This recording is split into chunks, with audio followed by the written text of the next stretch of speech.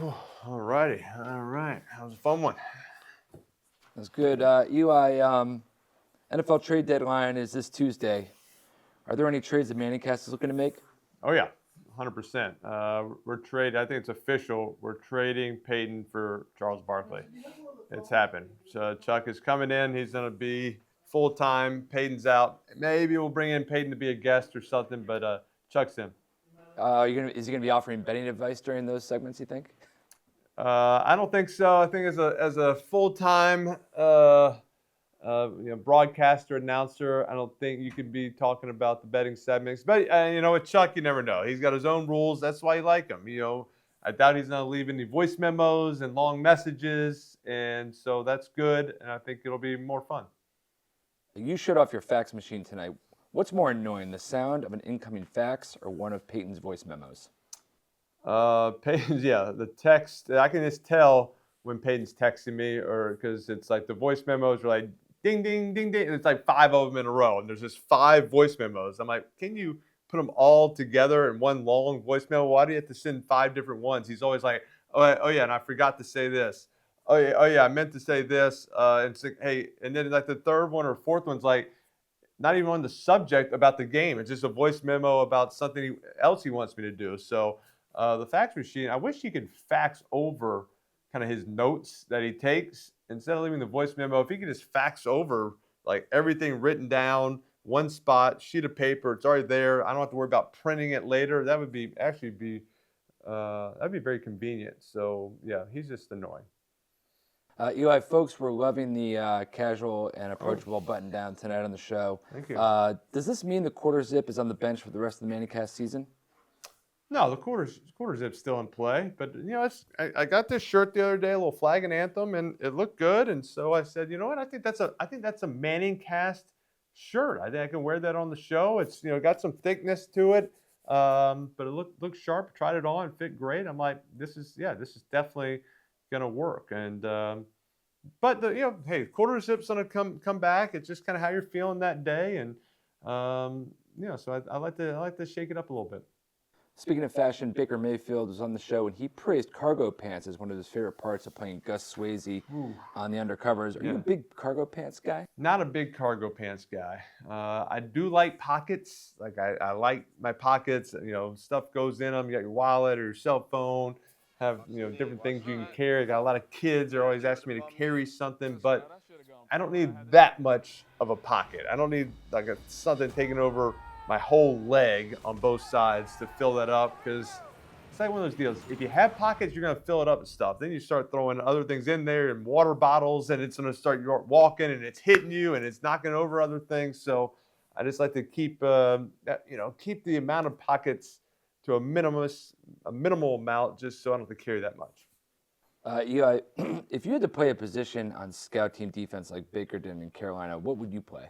Free safety, 100%. I'm definitely a free safety. I like to roam. I can read the quarterback's eyes. You don't have to tackle that much. I'm not a strong safety. I'm not like one of those free safety, strong safety. Hey, if the tight end motions, now you got to come down in the box. No in the box. I don't want to tackle that many people. If a running back, breaks through and gets to me, like I'm probably look like Peyton trying to attack Calais Campbell there. So I'm gonna be getting out of the way. But a free safety, I think I could make an interception or two. Eli, we ran a highlight package of you and the Giants beating the Cowboys tonight. What's your favorite win in Dallas? Favorite win in Dallas? Yeah, we showing clips from the 07 playoff, the 07 season, the playoff win. Obviously, playoff game is pretty special. Especially in the divisional round. But we had a big one, 2011. We're kind of late in the year. We're trying to make a playoff push. We're down 12 with 5 minutes to go and scored 2 touchdowns real quick, take the lead, and then JPP blocks a field goal for us to win 37-34. We kind of beat the Jets the next week and then play the Cowboys last game of the season. Winner goes to the playoffs. So and beat them again at home, and then go on to win a Super Bowl. So we don't win that game in Dallas, down 12 with 5 minutes. That was a pretty sweet one. Eli, I want to ask you something about tonight. Oh, hello. A little fax coming in. Here we go. Eli, Why do you have a fax machine, you idiot? From Peyton. Let me get my number.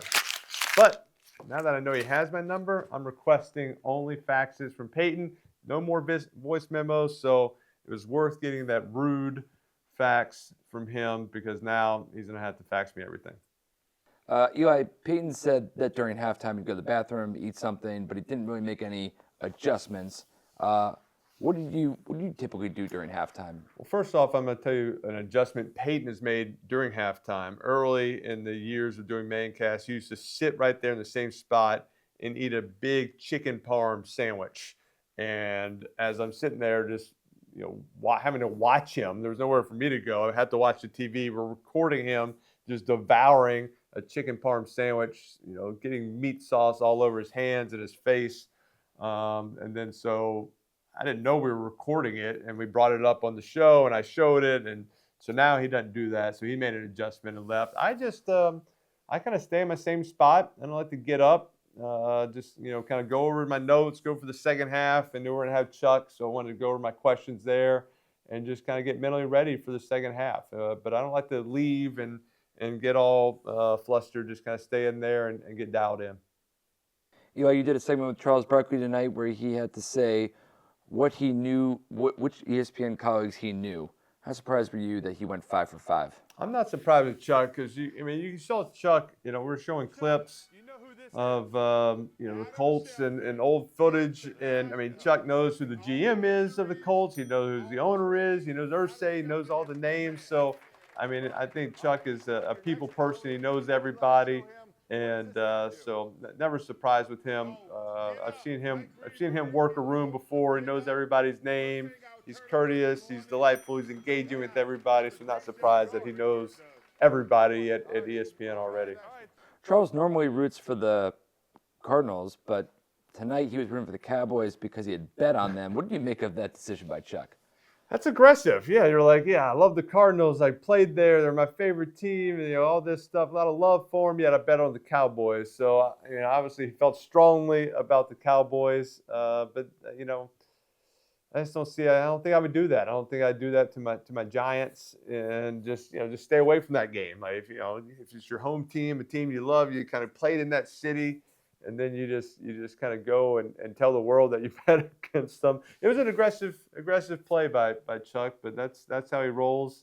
But obviously got caught ripping up the paper, which was good for TV. Charles said he really wanted you to sign the underwear that you gifted him. You'd be doing that for him? Oh, yeah. Got it right here. One more time. There it is. Me and Peyton on some undies. That's the back. In case you're wondering if our faces are on the front or the back. Got a little Sharpie here. Chuck was our first ManningCast. Got the date. 1/13. Go right in the middle. You know what? I was thinking about... I've kind of signed almost everything. I feel like I've signed people's arms. They've gone and got tattooed. I've signed people's back and shirts and socks and shoes and gloves. Never signed underwear before. That is a first right there. First pair, tighty whities, underwear with my face on it. There you go, Chuck. That's for you. Great, thanks, Eli. All right, that's it. Thank you very much. Wow.